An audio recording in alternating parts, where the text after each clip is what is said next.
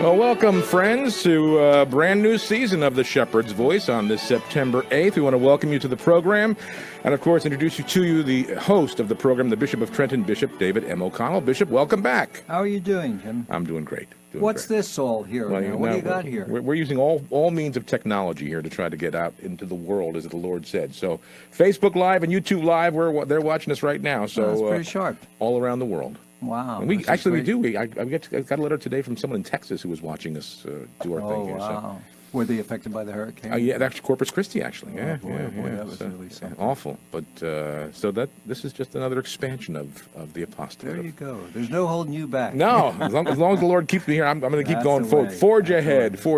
Well, it's great to be back after the summer. It wasn't really active. I'm not much for traveling anymore. So I just went down the shore.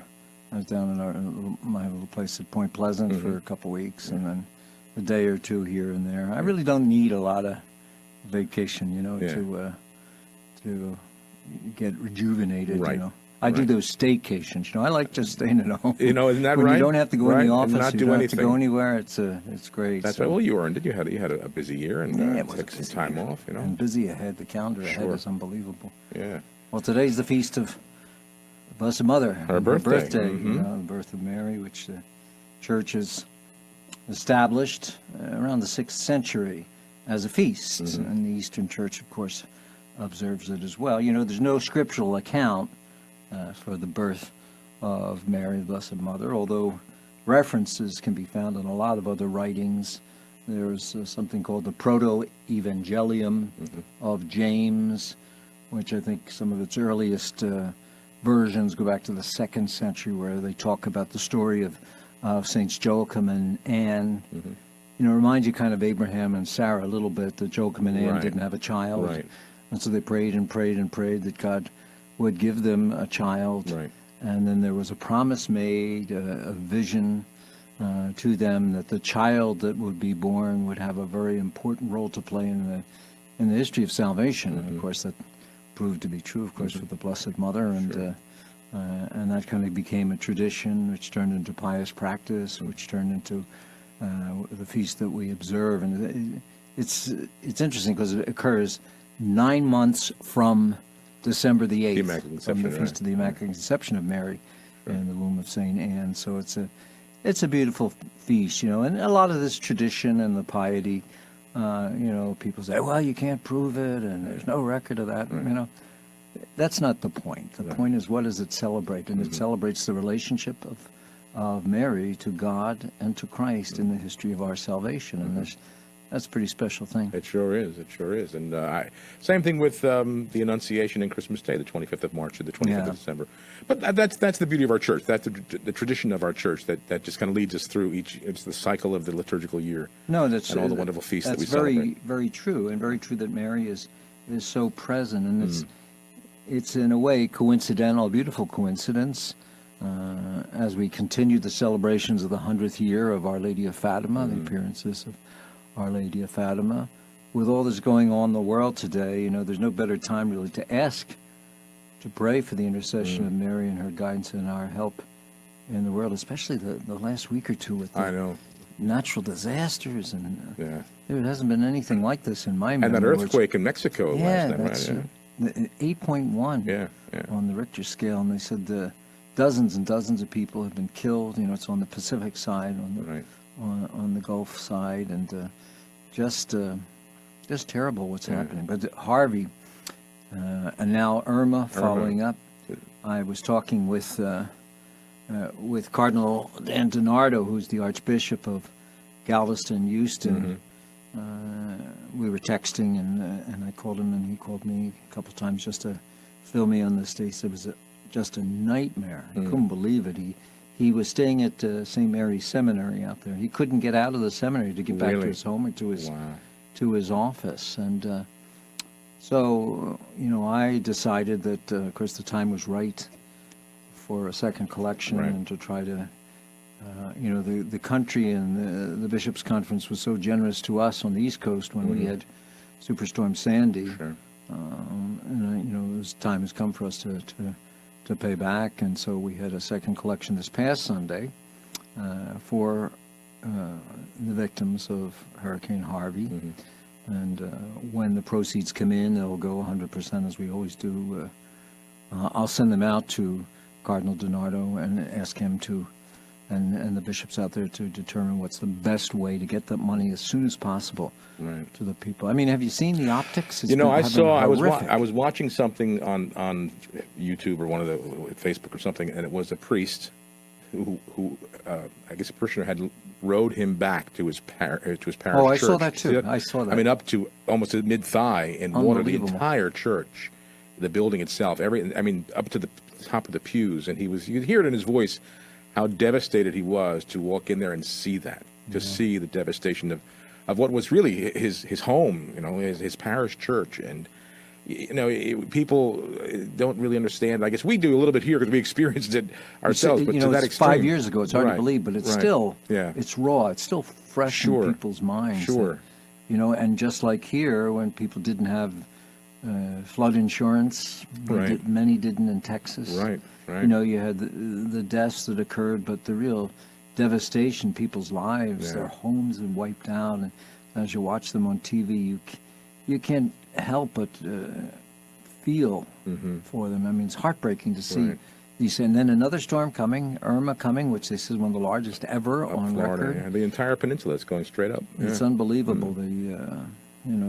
Caribbean and Cuba. And they said there's a second Jose is now following up across the Caribbean. Well, I was in touch with Archbishop Gonzalez, the Archbishop of San Juan. See, these are all people I knew from my Catholic University days. So I have these connections all over the place, and they were really hunkering down. They were expecting absolutely the worst. It seemed maybe to be a little bit more merciful to Puerto Rico, but it still did a lot of damage. And that's the thing, Bishop. I think a lot of people, when these things happen, from a faith-based point of view, we know God and His permissive will allow these things, but how do you speak to someone's faith when they're just have lost everything and devastated and through natural disasters? How do we as a church address that, or how do you as a priest address that? Well, of course, sometimes people will blame God as God. Why did God allow this to happen? And in a sense, that's insightful, because God does permit things to happen. I think He does permit them to happen not because He has something against us or He is angry or upset with us. He permits things to happen really to test and challenge and really see if we are strong in faith, if our faith will strengthen. I mean, when you look at that devastation and you have to say, what else do I have but to turn to God and to ask His blessing and ask His help to put my life back together again. But sometimes there are things that happen, and in the face of them, you don't have an answer. You don't have something to say in response to them.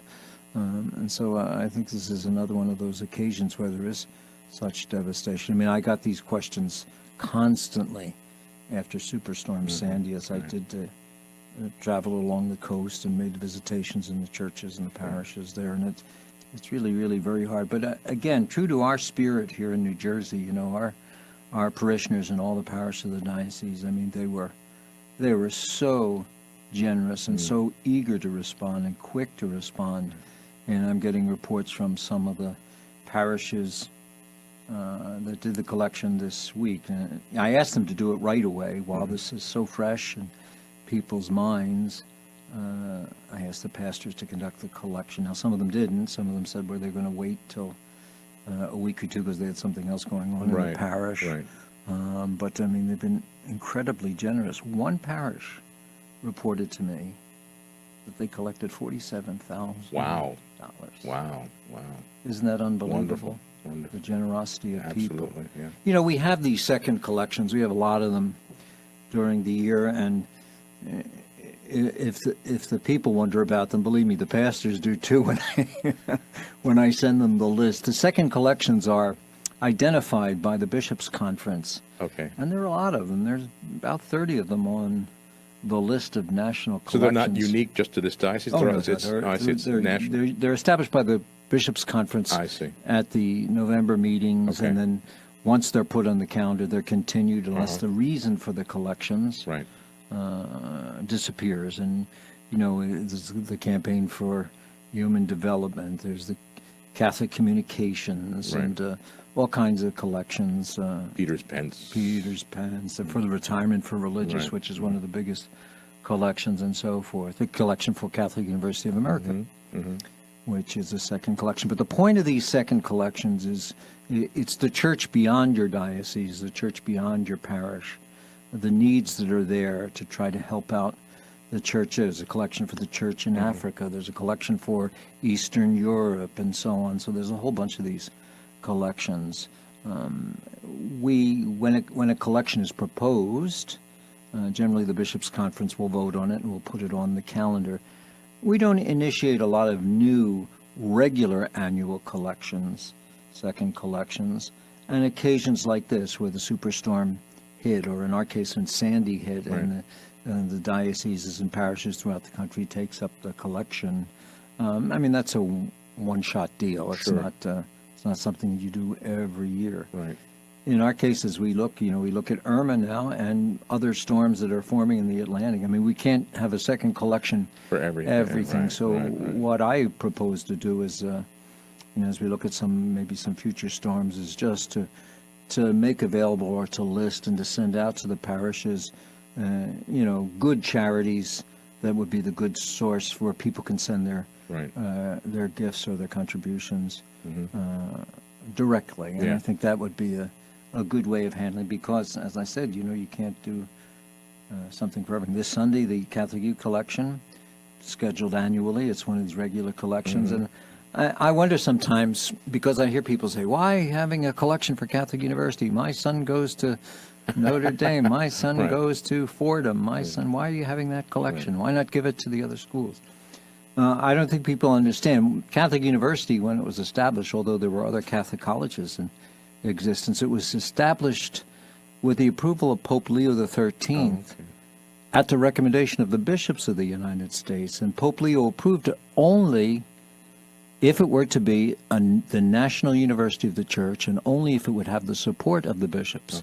And the Pope asked the bishops to make a commitment to support the Catholic University of America. And so they pledged at the beginning that they would have some sort of annual collection for the support of the university. And it was critically important in the day. Now, this collection's near and dear to me, obviously. Why? Because I was for almost over 12 years, president of Catholic University, and was critically important to have this collection. It enabled us to give financial aid to so many people, to bring them to the Bishop's University, the National University, and experience it. So these are the thoughts of the second collection. I just thought, well, maybe I should mention it today. Right. Because people wonder about where do they come from? Why do we have them? And I didn't realize it was they were all national when they're second collection. That's all part of the second conference. collections that are established by the Bishops' Conference are national collections.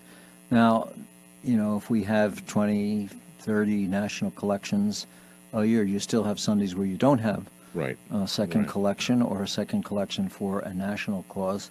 So in those, maybe the diocese has a need or something, or there's some special event in the diocese, and so you might use those. But people are generally extremely generous, and this gives me an opportunity really to thank everybody for their generosity in the collection for Hurricane Harvey. They just demonstrated again that Jersey spirit, and I'm so grateful as bishop that they responded so generously to my call for that collection. To the pastors as well, I'm grateful to them. Good. And as we said already, these natural disasters, they seem to be on a roll right now. And so we really got to pray for we do. the victims, because as we said earlier, the faith is tested. Sure. The lives are wiped out. I saw one poor soul on TV the other day. The last 10 years of he moved to Texas. The last 10 years of my life are gone. Yeah. He said, so just everything wiped out. You just know how it feels. No, it's a shame. And I guess, too, here people can, as I said, empathize a little bit more because of 5 years ago when we had experienced something very similar to that, especially right here in the diocese. We don't want to stay on a side. We don't be Debbie Downer here. No, but you know what? Here's something, because I was sitting out the other morning having a cup of coffee after breakfast and a cigar. But I was just sitting out there. You had a cigar in the morning? Yeah. Really, Well, I never just smoke. not every morning. I But never just, smoke a cigar in the I was morning. just in the mood for it. I was Wow. but I was sitting out in the back. Did you have to go to work or just kind of Oh yeah, casual? I was but I was sitting there and this it was beautiful blue sky, beautiful like today, beautiful day. Yeah, it's a beautiful day. And you look at the devastation and you think, thanks be to God, thank you Jesus for the day because we're blessed with this weather. This past couple of weeks we've been so blessed. Yeah, and the last couple of days. Something to have be been thankful beautiful. for, right? Oh, really? I've been sitting out on that porch. I have a little porch at home, and I don't sleep well at night, and so I get up many times 4:30, 5 o'clock, just as the sky is starting to light up, and I'll take my breviary out back on the porch there and watch the deer and watch the birds and the bird feeder, and I just love it. It's so peaceful. I say my prayers, and sometimes I'll turn on the radio, listen to some music there, and I just sit there calmly. Sure. I do the same thing at night, after getting home and doing what I have to do there and making supper and doing the dishes, and after that I just kind of go sit outside and I just enjoy the peace of it. This That's time why I of say, year is beautiful. this time of year is great. Real beautiful. That's why I say I really don't feel I need a lot of vacation. I enjoy those peaceful, Isn't that right? peaceful moments at home. Absolutely, So. absolutely. But closer to home, though, we have the kids are gone. They're back to school. Yeah, right. How fast did that summer go for those kids? I bet they were thinking this. Where did it go? Where did it go? You know what the nicest thing about the summer is? Yeah. No school buses to follow to 206. I bet. I bet. Oh man, and the road here going into Princeton is closed. Oh, that's right. So I see you the got to signs. kind of wind around. I had to go to the dentist the other day in Princeton, and oh man, a 10-minute trip took almost 40 minutes with all the traffic. Wow. And you add to that the school buses and all sure. of that. Sure. But everybody's back to school. Our 39 Catholic grammar schools, 11 high schools. I saw some of the principals in high schools today, had a meeting at the Chancery, and they said they're off to a good start. Although it's interesting, many of our schools, Catholic schools, have indicated lower enrollments. Have they? This year, a decline, one in particular very low and dangerously low, and it's a cause for concern, really, and when you see that, because so much is dependent on enrollment in the schools, so much is connected to that. Shifting demographics are presented as the reason, and I think in some of the counties that's true.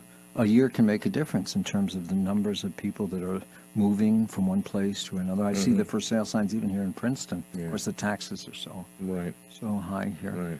Right. Tuition, the fact that we pay taxes for public school, and that's a good thing. And, public schools should be good and should be strong. They aren't all, but they should be, and we should want them to be. But people don't have the resources to pay the tuition for Catholic schools. And there are other reasons that I hear, too, for the lower enrollments, and that is, in some cases, people just don't seem to value Catholic education, maybe the way that we did, or our parents did, or our grandparents did in the past. I don't know that people realize that the low enrollments do put the school at risk, and well, it makes sense if I mean they're getting no funding of the tuition is really what pays the bills. If the decisions have to be made that that you dread making, but you have to make those decisions, people are quick to blame the bishop or the school's office, but they really, it's we don't populate the schools, and people don't have the interest enough, and unfortunately some good people who do send their children suffer when the schools are closed. But again, you hope for the best, and you try to promote, and you try to do the best job that you can. And I believe in Catholic schools. Like the motto, Catholic schools have it all. Yeah. And I really think that that's true. And so I'm putting a plug out there, folks, for Catholic education and Catholic schools. We gotta keep them going as best we can, and hopefully that will be the case. Yeah. And if for some reason we have to make decisions that are not happy decisions, well, we have to make them and move forward and do so with good faith and gratitude to God for what He's done in the past for us. I would have had it no other way. I mean, we're not people of means, and we had to pay 2 or 3 tuitions, and high school, we sent our kids to Catholic high schools, and it was not easy, but you make up your mind and say, you know what, I'd rather have them here than anywhere else. And the education is obviously outstanding, and the environment. Yeah, and kids are kids, and there's the same kind of things happen in Catholic schools that happen in public schools, although maybe not to the same degree. Right. And there's a lot more supervision and a lot more, I think, care and compassion toward the individual students, especially those who have some troubles or some difficulties. Right. Our Catholic schools, because we're always fighting for every buck, for every penny, we can't offer some of the things that are available in other places, special education programs and things like that. We just don't have the ability to offer them. We try our best, but I like you say, I mean, I'm a firm believer. In addition to our Catholic schools, now we start up the religious education programs in the parishes, and you take the population of students who are in our Catholic schools, the population who are in religious education programs, of course, is much, much larger. Kids who can't afford to go to Catholic school, or for whatever reason don't go to Catholic school, they still have to be instructed in their faith, and the parishes provide that. September 17th coming up is Catechetical Sunday, and that's a national celebration of our catechetical leaders, our catechetical programs, and we certainly are celebrating them in the Diocese of Trenton. There's a great spread on this in this week's Monitor. Very, very good presentation on our Catholic religious education programs, introducing who's in charge of them at the various parishes, and different ads there promoting and saluting the Catholic religious education programs. It's great. Speaking of the Monitor, this paper, certainly since I've been here in the diocese, what a blessing it is, and I think of how fortunate we are. We have to have the radio, to have now access to the social media that we have, to have the Monitor publication so readily available, both online as well as in the parishes. We've never had it so good in the sense of having information available to us, information about our faith, about churches, about what's going on, both in the diocese and on the national level and on the international level. And I think the Monitor, well, it's recognized. It gets awards every year from the Catholic Press Association.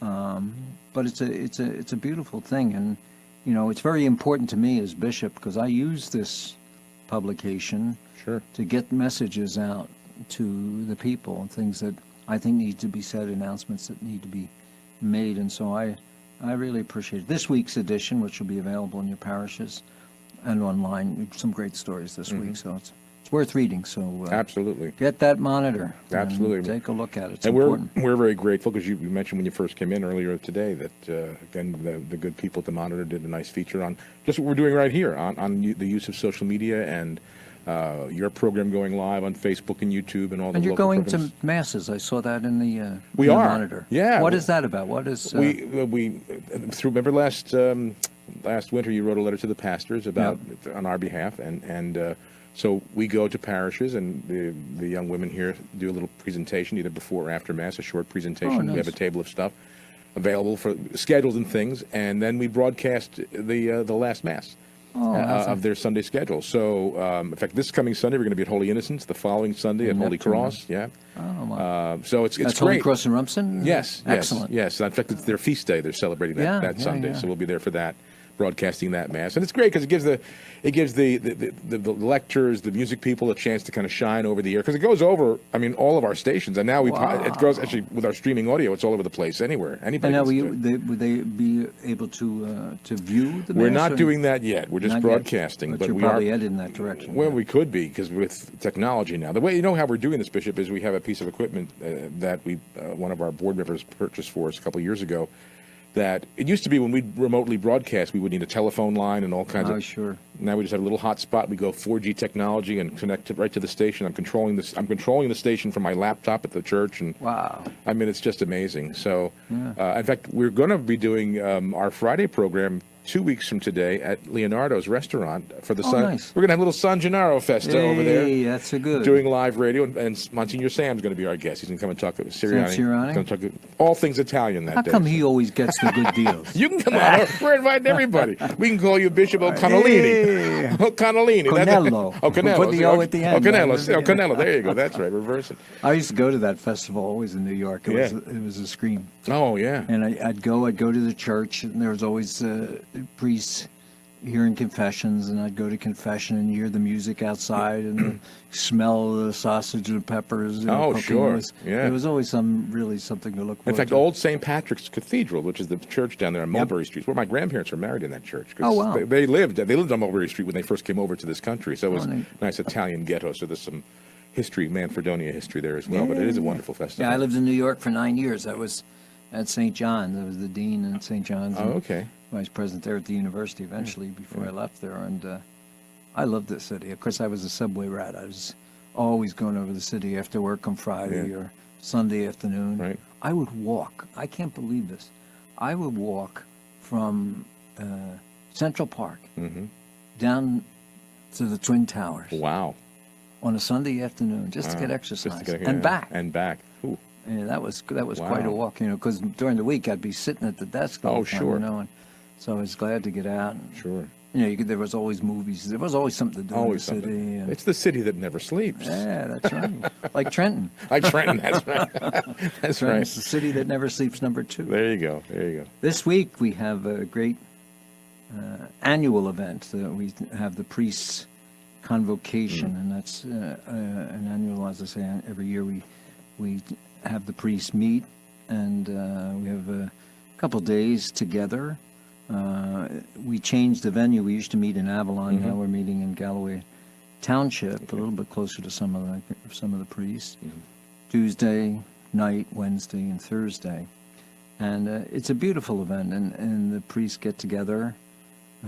So if you don't see them in your parish, don't think they've abandoned you. They're all there, and they've tried to make. I asked them to make arrangements, to have communion services if they have deacons, or can arrange for something while they're away. But I want them to come. I asked them to come together. It's very, very important that the priests have a sense of fraternity, a sense of belonging to one another, a sense of being part of a diocese, and not simply a parish priest here, there, or another place, but that there's a togetherness that's part of the priesthood. It's right in the sacrament itself, the sacrament of holy orders. Pope St. John Paul said it's part, that sacramental fraternity is there. And so this gives us an opportunity not just to get together and have fun and be together, but also there's a spiritual component to this, which is the prime mover of the convocation. And we always have a speaker come on certain topics, and talk to the men, and we celebrate our prayers together, the Divine Office, morning and evening prayer. We have Compline available, night prayer available, Mass every day of the 2 of the 3 days. So it's a great opportunity to gather, and so I ask you to keep us in your prayers as we head down to the convocation and spend some good quality time together. It makes a real difference in the life of the priest. It's like it's like a shot in the arm. Sure. Because believe it or not, some of these guys don't take vacation, or they don't get a vacation. Some of them are just one-man parishes, so they get a chance to see one another during the course of the year too often, and so other than a funeral maybe, and so this is a great opportunity. Great. Well, we'll keep that in prayer and ask all of our listeners and viewers to do the same. We got a lot going on in the diocese this month. September, October, they're busy months for me. I call them killer months because there's everything swings back into action again. Swinging back to action. Everything is necessary. This Saturday at St. Aloysius Parish in Jackson, we're having the annual convocation of the St. Vincent de Paul Society here in the diocese, and a tremendous society. And this year it's the 400th anniversary, really, of St. Vincent de Paul and his founding of the Vincentian community, which is the order to which I belong, the congregation to which I belong. CM, you see after my name, Congregation of the Mission. That's what that stands for. And they're celebrating the charism of St. Vincent, this gift that he had from God, this insight that he had to love and serve the poor. And that's really what St. Vincent de Paul Society does. The St. Vincent de Paul Society was not founded by St. Vincent de Paul. He lived in the 17th century. It actually was founded by a fellow by the name of Frederick Ozanam, who's a blessed. He's in the ranks of the blessed of the church. And he was a student, 20 years old. He was a law student in Paris. And following the lead of St. Vincent de Paul, he was in love with St. Vincent de Paul and all that he did for the poor in France in the 17th century, so he tried to replicate that. Okay. A layman, not a religious. Right, he wasn't a member of the Congregation of the Mission, but a layman who, working with the Daughters of Charity, with the Sisters of Sister Community, established these confraternities to work and serve the poor. I think his first action was to bring wood to a woman, a widowed woman who had no resources in the middle of winter, freezing winter, and managed to get wood for her to have fire, and recognized, how if there's one person like this, there's probably many. Right. And that was the same thing happened to St. Vincent de Paul. Yeah. He was a chaplain on the de Gondi estate in Paris, in France, and he went to hear the confession of a man who hadn't been to confession for decades. And St. Vincent de Paul asked him, he said, "Were there many like this?" And the man looked at St. Vincent and said, "They're all like this." Oh, wow. And so St. Vincent de Paul gathered a few others, some Jesuits and some others, and realized how important it was to reach out. And so that charism is being celebrated. I'm happy to be able to celebrate the Mass there this Saturday at 9 o'clock at St. Al's in Jackson. And then they're having a full day of talks and discussions and so on about the work that they do. And they are tremendous here in the diocese. The parishes that have St. Vincent de Paul societies do a lot of good work for the needy and for the poor. And, I'm proud to call myself a Vincentian with people like the St. Vincent de Paul Society at work. That when Frederick Ozanam, died, he died at the age of 40, so for 20 years he did this work. There were in Paris, in France, maybe 2,000 members of the society. And today there's over 100,000 members just in the U.S. alone of the St. Vincent de Paul. Very strong presence, and they're worthy of our support. And when they ask us to help, they're a worthy investment, a worthy cause. And also, actually the same day, I can't bilocate, unfortunately, the Catholic Women of Zion are having their gathering their conference. We have, as you know, you participate every year in the Catholic Men's Conference. This is a little bit of a variation on the theme.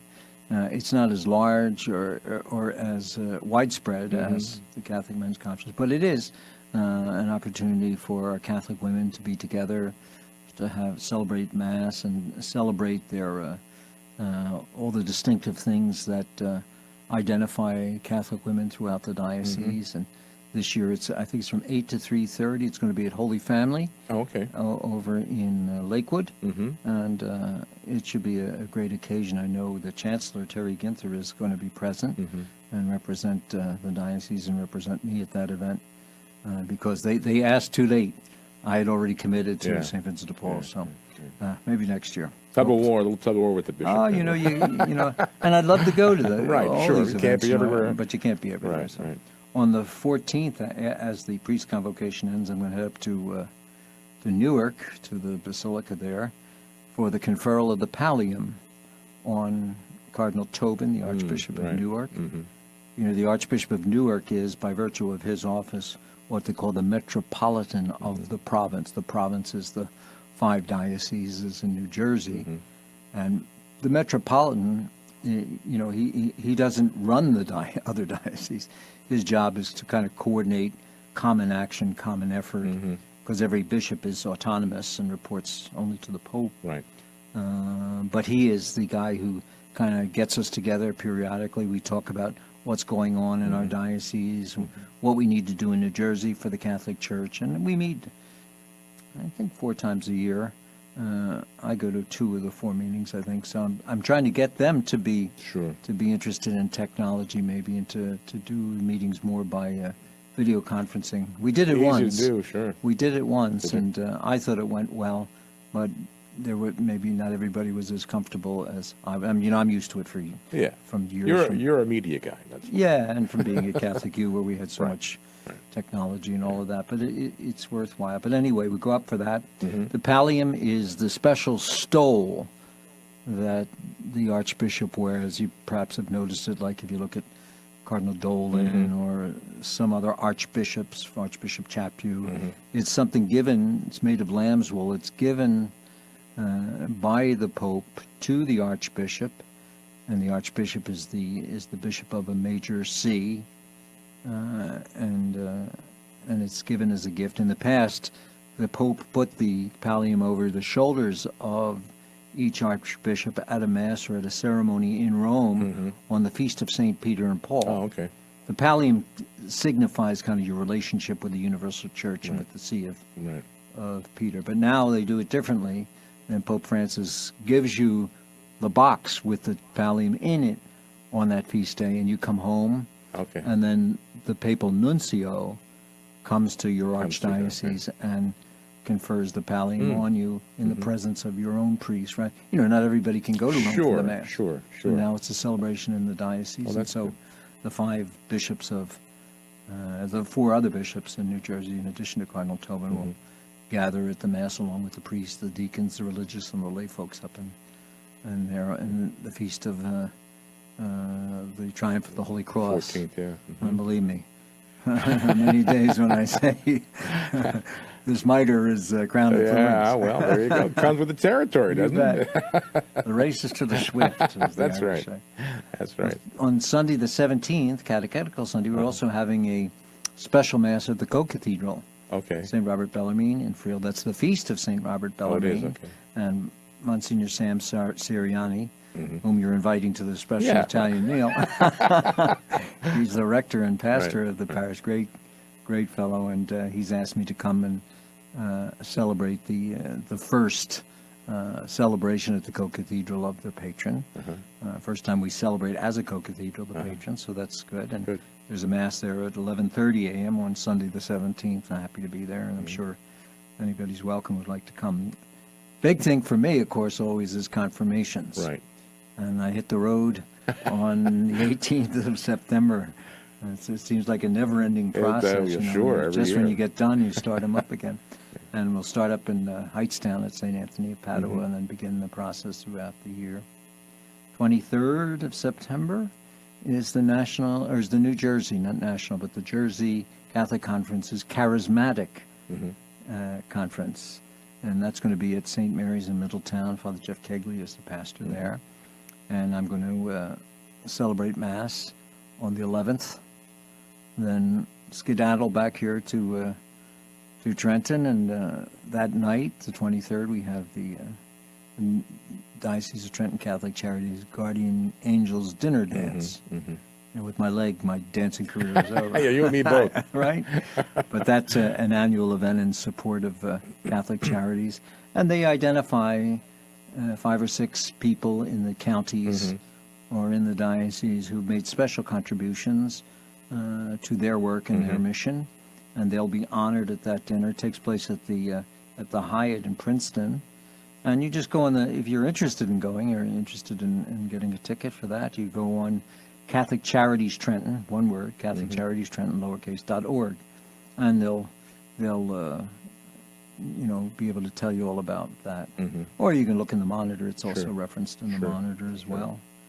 The next day, I'll consecrate the new altar at St. Hedwig's. Oh, okay. Right over here. Trenton, it's the National Polish Parish in our diocese. I didn't realize they got a new altar. Is that long time coming? Or it's been coming for a while. You know, actually, I was supposed to do it this Sunday, but the altar isn't finished yet, and so we had to put it off for a couple weeks. But I'm looking forward to that with, Father Jacek, the pastor over this wonderful pastor, and the good Polish people of St. Hedwig's and others who will join. Right. That's a beautiful church. Yeah. Well, remember that was a few years ago. You had you celebrated the extraordinary form Mass, in that church. The people who watched that, they thought it was the cathedral. Oh, really? I had letters from people in your cathedral. So really? No, that's not the cathedral. Wow. Yeah, but it's worthy of it. Gorgeous, it's a beautiful. And Father Jacek does such a great job there. You know, you've been watching these days, the Pope is in Colombia. Yes. And we have many wonderful Colombian priests who are in our diocese, and one of whom actually went down for the visit of the Holy Father, Father Walter Cacheno.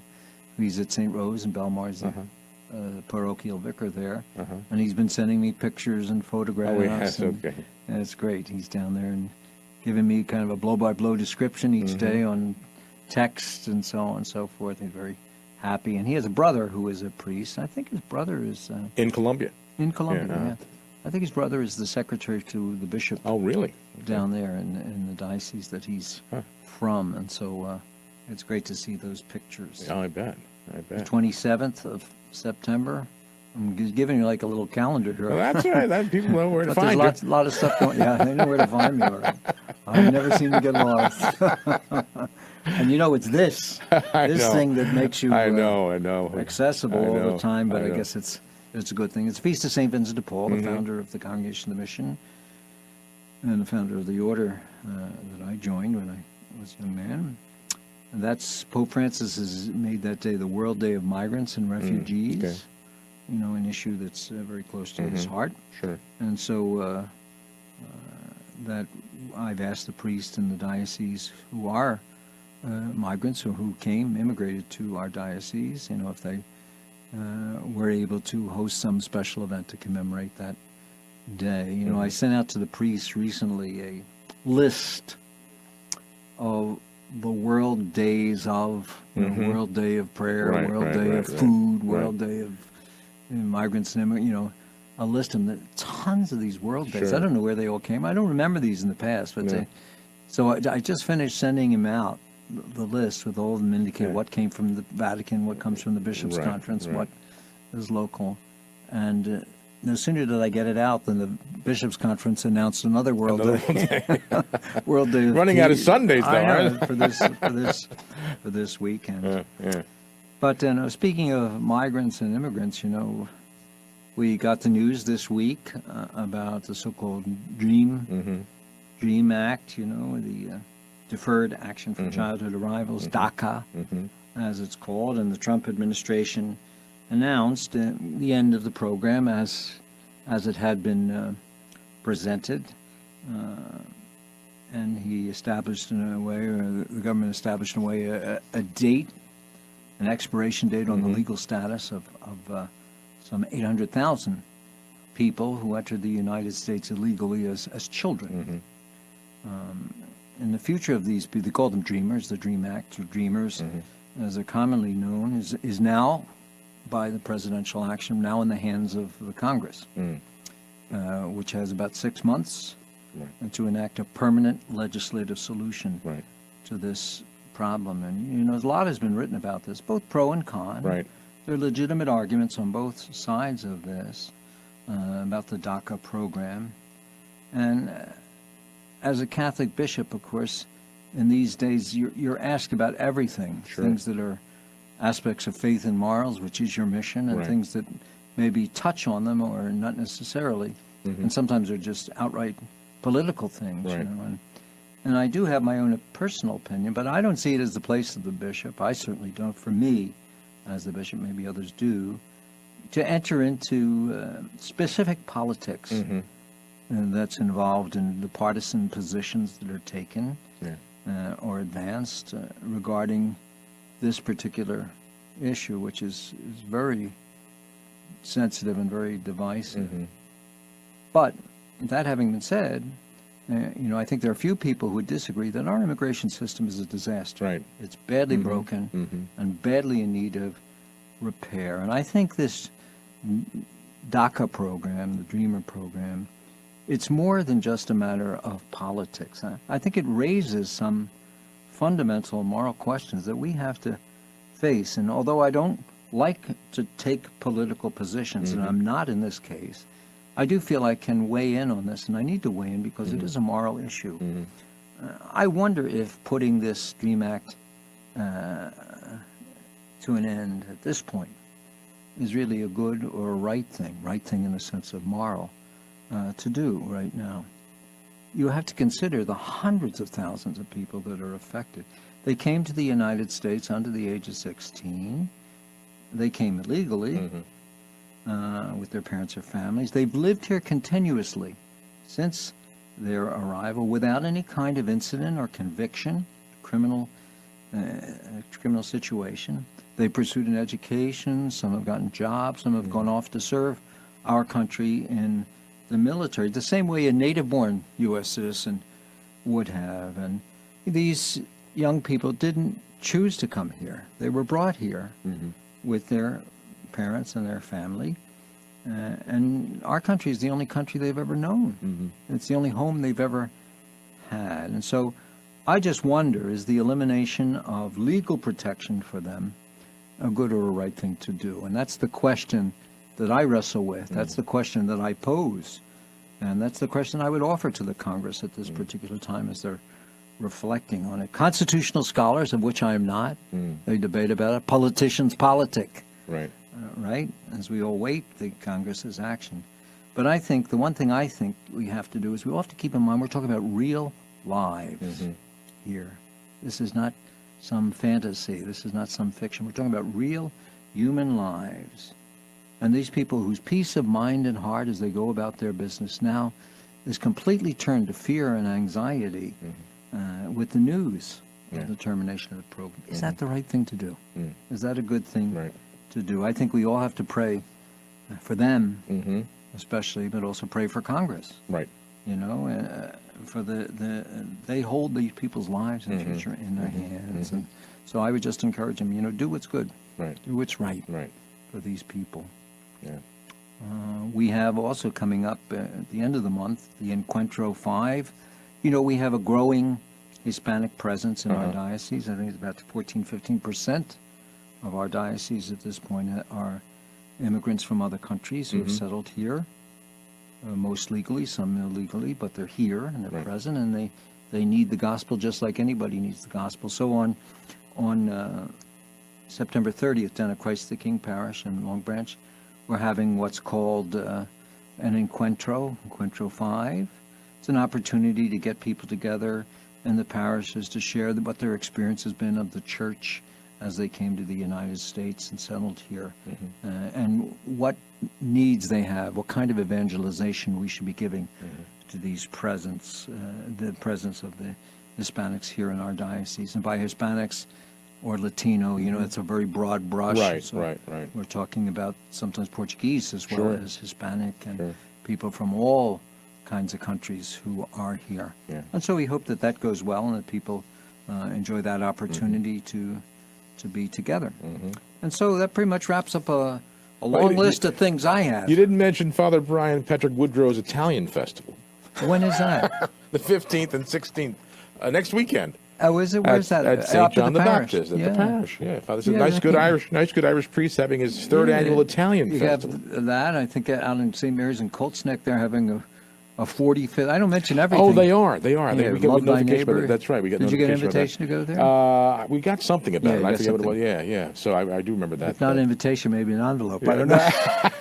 I think that's what I got. No. I think we have an ad in their journal. Yeah, they have a get together, and you know, usually in the diocese, I make a point of a 25th anniversary, a 50th anniversary, 75th anniversary, 100, because you really can't go, you know, to the 37th anniversary, the blessing of the elevator, you know. I mean, I have to be judicious about some of these things. But every once in a while, you know, something will sneak in there, and I certainly am delighted to be able to be present for Father Lee and for his parish for this occasion. It's going to be a beautiful night.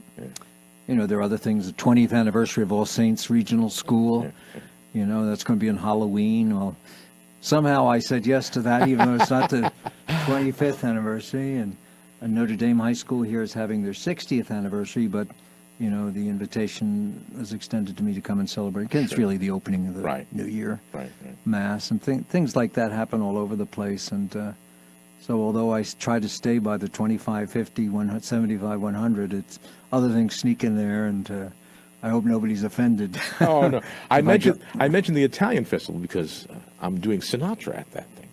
You know, you're a good singer. I saw this. Was Well, yeah, I sent you something. Oh, Did I it send- was you. I sent it to you, didn't I? That send was a it? great. Your voice. You have a good voice. Do you ever sing on the program here? No, I don't sing. I used to. That's. But you used to sing. I yeah, used to you were sing. singing I, it fine. I sang. I started singing semi-professionally when I was 17 years old. All You through know that college. I listened to that. You sounded like Frank Sinatra. Were you imitating him or trying? No, to I imitate? just that's how I sing. That's the way you sound. I have Hoboken blood in me. My father was telling born in you. Hoboken. I wish you had Sinatra money. You Yeah, I mean, you wouldn't have to worry listen, about that's this right. radio, Isn't right? that true? Isn't that true? You But have- Father Brian and Dorothy called me probably late May and said they're having this Italian festival and would I come do a Sinatra tribute? I said, well, That's great. sure. So my tuxedo's all pressed. I'm ready to that's go. next weekend, Next right? weekend, next Friday, 8 o'clock. You should come Friday. under the tent. And my daughter's going to sing a little bit. Some Judy Oh, Garland, nice. Liza Minnelli. We're going to do the whole Oh, you're thing. going to do a whole spiel. Yeah. Now, if you do your Dean Martin, we can do a little Rat Pack. No, you know what? I'm Nat King Cole. Oh, there you go. I'm a Nat King All Cole right, guy. Okay. That's what I usually do at these parish Yeah. events. You know. Although I must say, down in Barnegat at the 75th down there at St. Mary's, I was. They started playing Under the Boardwalk, so I got up and I got the microphone. I said, "Give me that," and I did my Drifters. Remember the Drifters? Oh, sure. Well, now you did musical plays, didn't you? When you were in high school and Oh, college? I did a lot of stuff. Yeah. I did a lot of theater and loved it. And you know, I'm a ham at heart. You know, that's for sure. And I enjoy the fun you can have. Well, you know, you talk about Catholic education, Bishop, because I went right through the university of Catholic education, and in high school I went to St. Peter's in New Brunswick, which is now closed. But the young priest at that time, who was new he was the chaplain at the high school, he directed the plays. Father, now Monsignor Corona, he's up in the Metuchen Diocese. Mm-hmm. And I forget how I used to cantor a lecture at Mass at the parish, but he decided that our senior class play was going to be Fiddler on the Roof. Ah. So he cast me as Tevye. Oh, wow. So I was the Tevye, and I'll never forget, he was so good, and he was just so great with the kids and how he directed them and just taught them theater and taught them how to act, but still with that wonderful love that a priest can give, and exude. It was just wonderful to see. And I fondly, one of my fondest memories is that of high school and that part of my high school career. I started out here in Princeton at St. Joseph's, which is closed now. It was boarding school and prep school. And that's where I started with the plays. Yeah. And I was Will Stockdale, No Time for Sergeants. Oh, really?